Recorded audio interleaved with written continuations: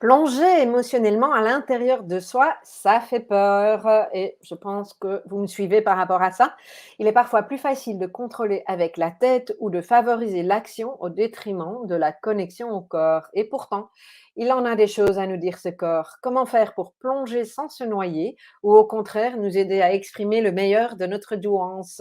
Bonjour, je suis Nathalie Alsten, fondatrice du Congrès Douance et créatrice de liens entre les émotifs talentueux. Et aujourd'hui, mon invité du jour, Sylvie Colamoiran, formatrice et coach, va nous accompagner dans une plongée émotionnelle, mentale et corporelle.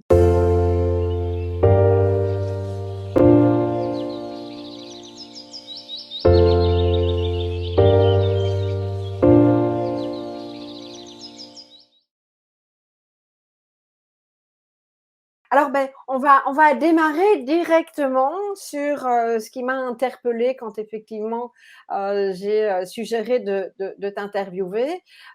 Tu as une expérience assez particulière. Il y a eu un bouleversement à un moment donné en lien avec la plongée, avec l'apnée, d'après ce que j'ai compris. Et j'aimerais que tu nous en parles pour nous expliquer comment, en tant que personne hautement sensible, c'est venu t'impacter. Dis-nous. C'est ça, c'est assez particulier. En fin de compte, moi, j'étais tranquille dans mon rôle de formatrice et par diverses circonstances, je suis arrivée dans la plongée et dans l'apnée. Et c'est là où tout a bousculé, tout a été bousculé chez moi, en fin de compte. Et j'ai découvert un autre monde et j'ai découvert un autre moi, enfin, vraiment le vrai moi. C'est ça qui est extraordinaire.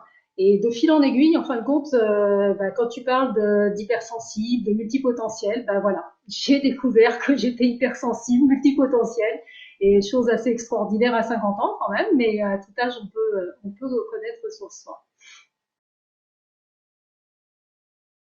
Donc, il y a eu cette première sensation, je suis dans ma bulle, j'ai la tête sous l'eau, mais dans le bon sens du terme. Donc, quelque part, ce que j'entends, c'est de la détente, c'est ça que tu vivais en fait? Ouais, en fin de compte, le fait d'aller sous l'eau, déjà dans l'eau, le contact avec l'eau m'a ramené à la conscience du corps. Ça a été une Mmh. première chose très importante. La conscience du corps. Ah ben oui, j'ai un corps, si, il m'est utile justement pour aller sous l'eau. Et le contact de l'eau, les sensations que je peux avoir en tant qu'hypersensible, tous les sens sont en alerte, hein. Et là, j'ai pu développer ça au fur et à mesure, justement. Mes sens, j'ai pu les développer, en prendre conscience. Plutôt que les développer, c'est plutôt en prendre conscience grâce à ça. Et oui, le fait de mettre la tête sous l'eau, maintenant je m'en aperçois parce que j'accompagne aussi des gens dans une pratique qui s'appelle le yoga pnéo, et donc je les amène à mettre la tête sous l'eau à leur niveau, et c'est vraiment un calme, c'est pesant, je veux dire, on se pose, c'est pas pesant, c'est on se pose, et c'est complètement différent parce que au niveau des bruits, donc souvent en tant qu'hypersensible, on a tendance à avoir tous les bruits que l'on capte à droite, à gauche, et donc du coup notre mental il part un petit peu dans tous les sens, et puis on peut être même perturbé par certains bruits, alors que sous l'eau tout est apaisé, c'est complètement différent.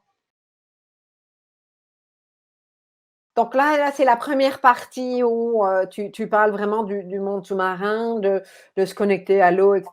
Et puis après, il y a ce que je comprends, la vraie plongée, l'apnée.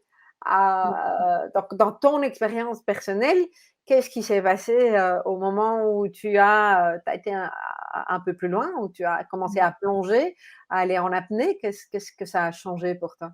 C'est-à-dire que moi, j'ai eu une chance énorme, en tout cas, j'ai été guidée, tout simplement par une rencontre extraordinaire avec un vice-champion d'apnée qui, là, récemment a battu un record qui est descendu, je crois que c'est moins 111 mètres, donc énorme.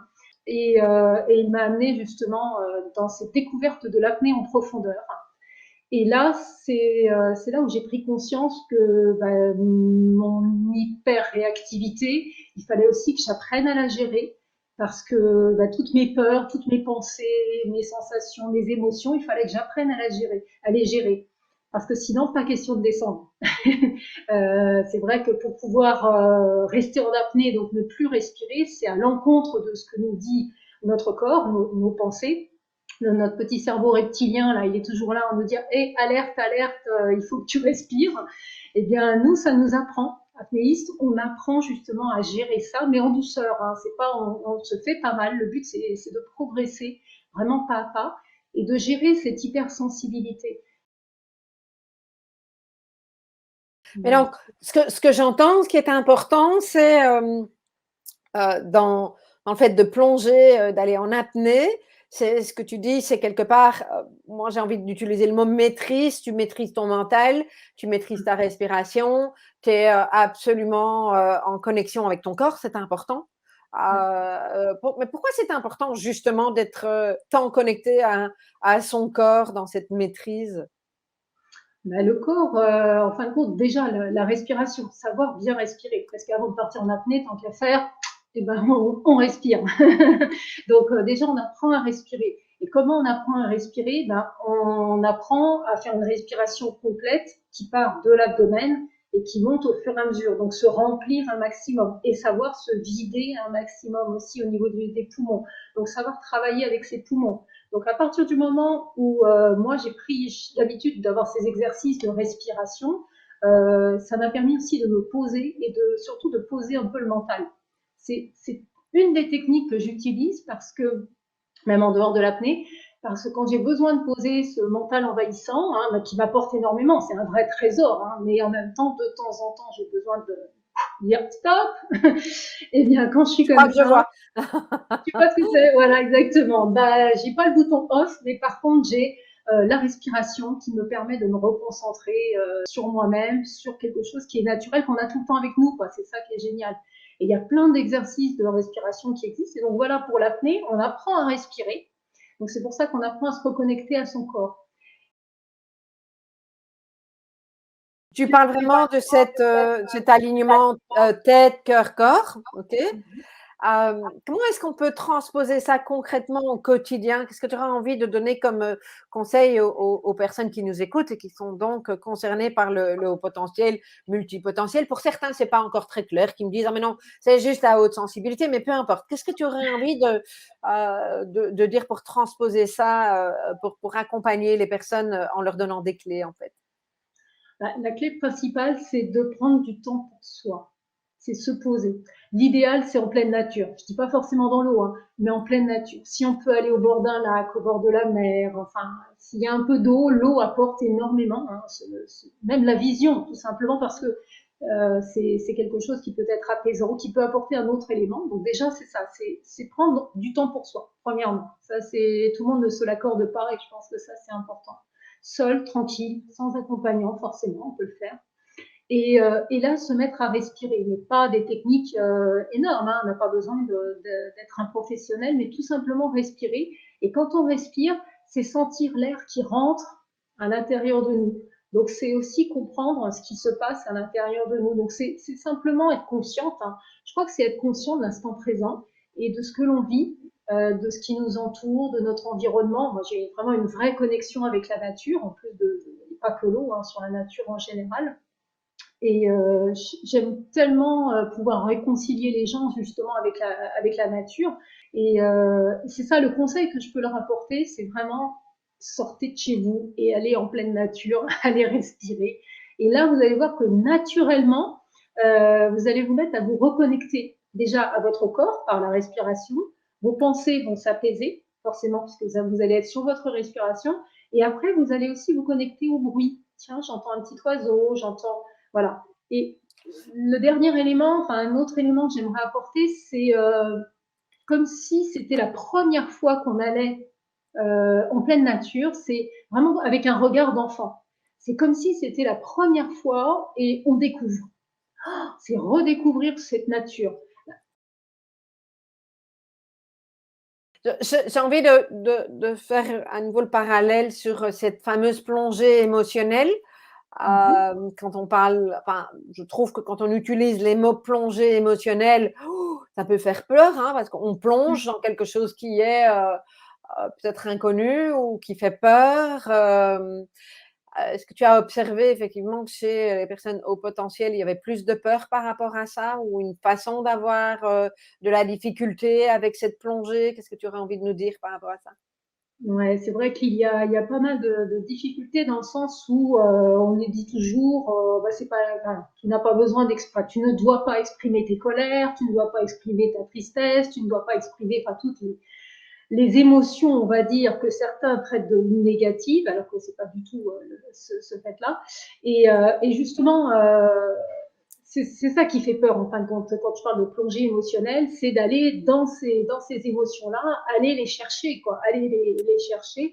Je dis pas simplement, moi c'est pas forcément savoir pourquoi et remonter très très loin. Hein, je ne suis pas du tout psychologue, c'est pas mon objectif.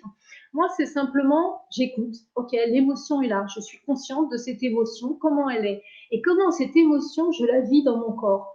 Je pense qu'on peut très bien la vivre sans peur, enfin, sans ne pas avoir peur de cette plongée, tout simplement parce que moi, je vis l'émotion, enfin, je parle de l'émotion par rapport au corps. C'est comment je ressens cette émotion dans mon corps. Bah, tout simplement, certains ont un poids sur les épaules, d'autres ont mal à la tête, mal à la nuque, ou alors c'est au ventre. Enfin, voilà. Quelle est la partie de notre corps qui nous parle?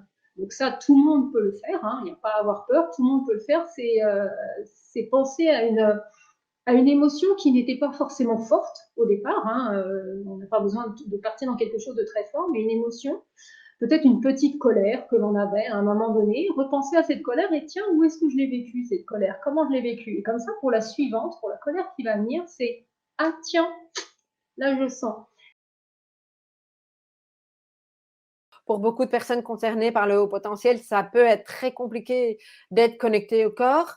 Est-ce que toi, tu as observé quelque chose par rapport à ça ou est-ce que tu as un avis par rapport à ce que je dis maintenant? Ah, moi, j'ai appris à me reconnecter au corps grâce au sport. Hein. C'est vrai que l'apnée m'a apporté et m'a permis de me reconnecter au corps. Après, c'est peut-être justement passer par des pratiques d'activité physique. Hein. Je ne parle pas de sport forcément, mais d'activité physique qui utilise le corps. Et ça sera peut-être un bon moyen pour chacun de trouver l'activité qui lui convient. Enfin, c'est vrai que les activités dans l'eau, l'avantage, ça peut être de la natation, hein, tout simplement. Aller barboter, flotter, enfin être dans l'eau, ça fait de mal à personne. Voilà. Donc ça peut être une solution pour se reconnecter à son corps en douceur, tout simplement en douceur. Mais oui, je sais, à partir du moment où on a ses pensées, où on réfléchit beaucoup et puis forcément on analyse tout, voilà, c'est le terme d'analyser, bah, on oublie. Hein. On est, en fin de compte, c'est comme si on s'imaginait, on est là et le reste, enfin, presque là, on va dire, au niveau du cerveau. Et puis le reste n'existe pas. On est coupé du reste. Hein. Donc l'idée, c'est vraiment de se dire, eh, oh. Et du coup, moi, c'est vrai que pour me reconnecter au corps en entier, je fais un peu comme un check. Hein. C'est comme si, alors ça peut être sympa d'imaginer ça. Moi, j'aime beaucoup quand je le fais en sophrologie, en accompagnement. J'amène les personnes à imaginer qu'ils ont un petit nuage qui passe le long de leur corps. Et au fur et à mesure que ce nuage passe, ils ont les sensations de leur corps. Donc au niveau de la nuque, de la tête, chaque partie du corps. Et le petit nuage descend jusqu'aux pieds en sentant des picotements et tout ça. Et après, on est enfermé dans une bulle de douceur. Donc, j'aime bien amener des gens comme ça. Ça, on peut le faire soi-même. Hein. En auto-hypnose, c'est très facile à faire. Très facile, pardon. C'est faisable. C'est pas le terme très facile, mais c'est faisable par la pratique, hein, toujours. Donc là, ça nous permet, on va dire, quand on est là-haut, c'est vraiment de pouf, je redescends, et comme ce petit nuage qui m'englobe. Et j'ai envie de partager allez, une dernière petite astuce par rapport au mental. Là, tu me parlais du switch off. C'est pas tout à fait un switch off, c'est vraiment le bouton off. C'est plutôt pendant quelques secondes. Et puis plus on y arrive, plus on peut durer longtemps. C'est une petite truc, c'est se poser la question tiens, quelle va être ma prochaine pensée? Eh Mmh. ben, n'empêche que ça marche super bien. Alors, pas forcément très longtemps, hein, ok voilà. Pour les multipotentiels, c'est évident que ça ne dure pas forcément longtemps. Mais de se dire, tiens, quelle va être ma future pensée, ma prochaine pensée. Donc, le fait de chercher à attendre la future pensée, eh ben, ça, c'est extraordinaire. Ça permet de calmer un peu, quoi. Voilà. Intéressant, intéressant. Génial. Merci beaucoup, Sylvie, pour tes apports et pour le fait d'avoir accepté mon invitation. et je te dis à très bientôt. Si vous avez apprécié cette interview, bien, dites-moi ce qui vous a inspiré en commentaire, si vous le voulez bien. Et puis, tout simplement, vous pouvez aussi me mettre un petit pouce pour m'encourager à interviewer d'autres personnes. Si vous souhaitez mieux vous comprendre et découvrir des clés pour vivre votre singularité comme une force, je vous laisse télécharger notre magazine Regard pluriel sur le haut potentiel et vous trouverez en description de cette vidéo, il est gratuit. À bientôt!